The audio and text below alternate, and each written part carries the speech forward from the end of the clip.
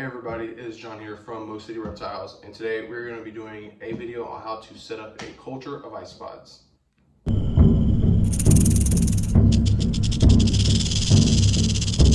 So before we do start this video, ignore this mess behind me. I'm still unpacking from my move, so that doesn't matter right now.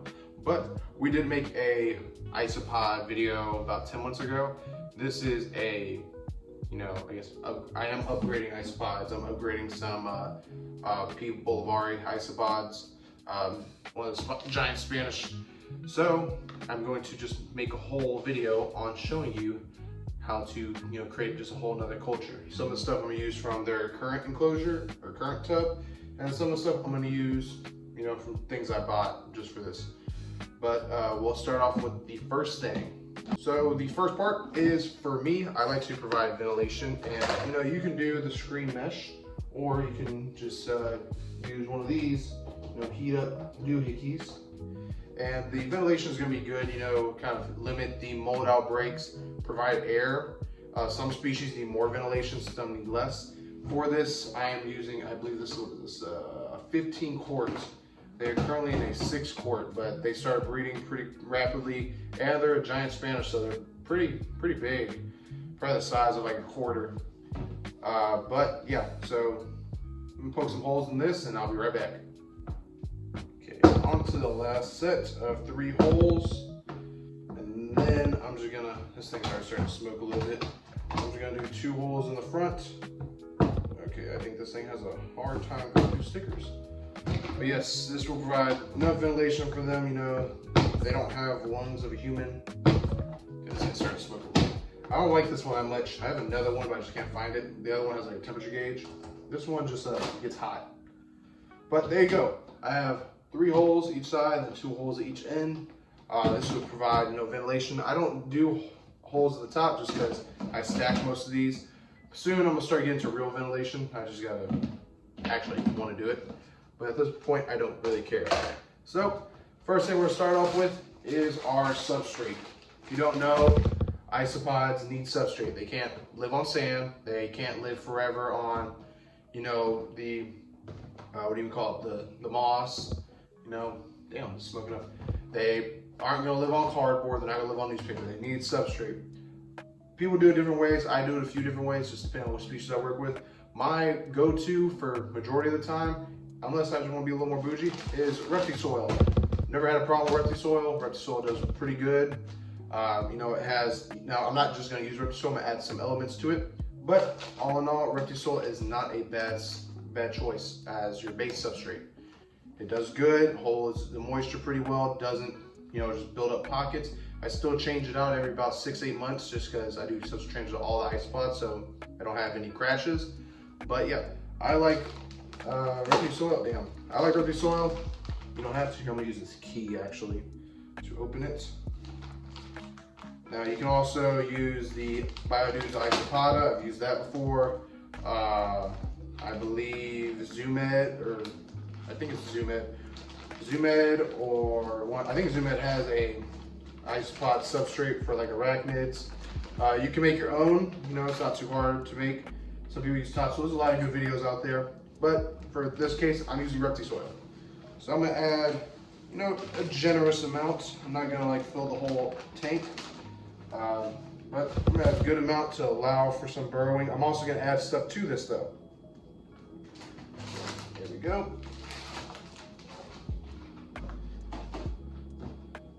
See, added a good amount, fairly good. I'm not gonna overdo it. Next thing I like to add is I like to use forest floor bedding or some type of cypress mulch type of thing. These woods, I feel like it helps with the humidity, and also I see it creates hot spots for isopods.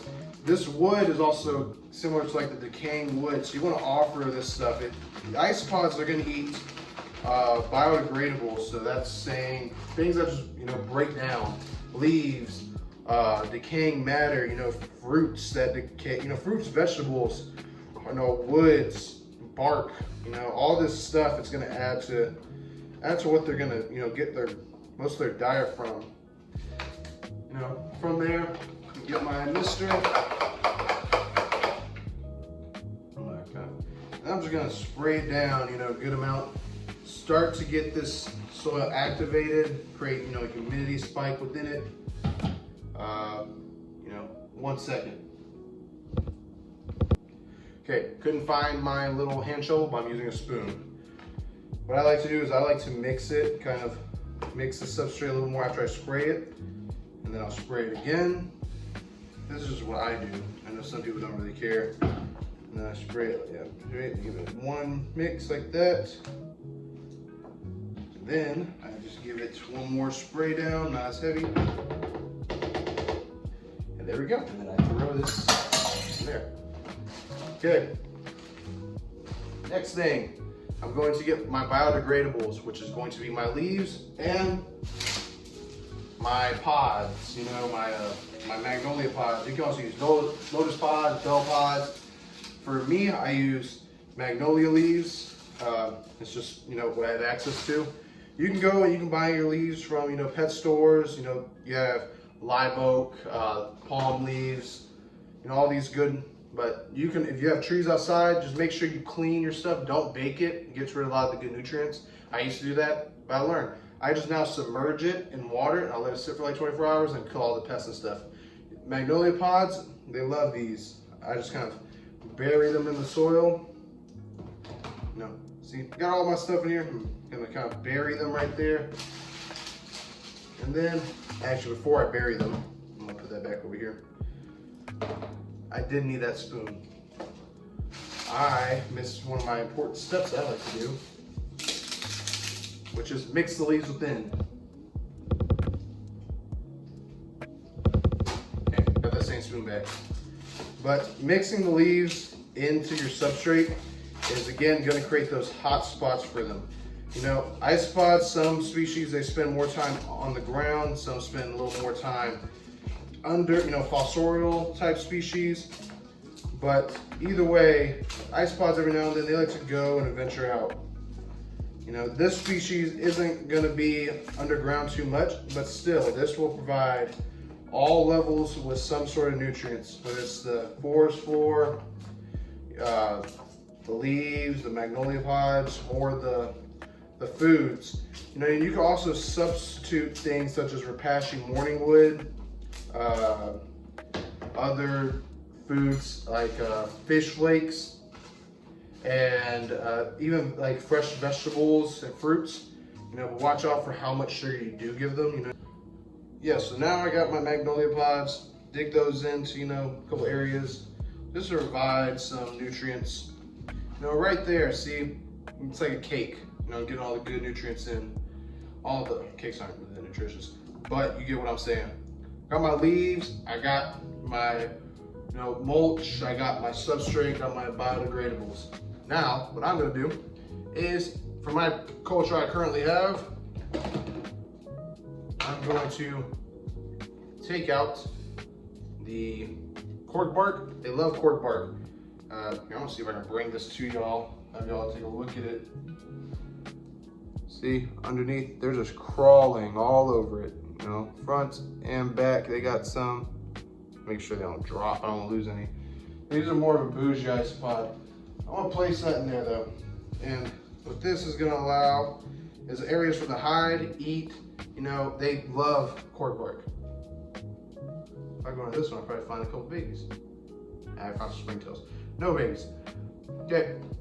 Also, from this enclosure, what I'm going to take out is going to be the sphagnum moss. Sphagnum moss is good to provide an area where you can have a wet side, and this will give them drinking opportunities, areas from just more humidity, and you know, just overall helps them self-regulate their own temperatures and such.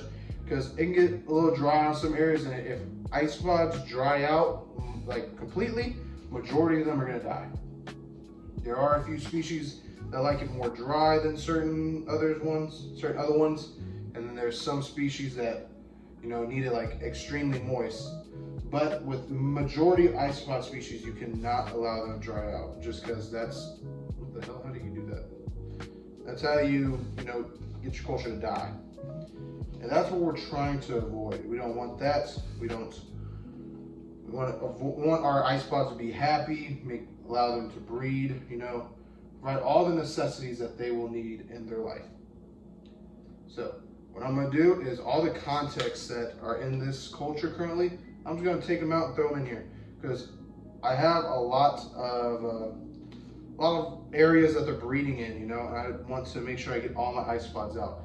Another way you can do this, if you're having trouble finding your isopods, is you can put things like fruit or something to attract them. That would be good to get them back.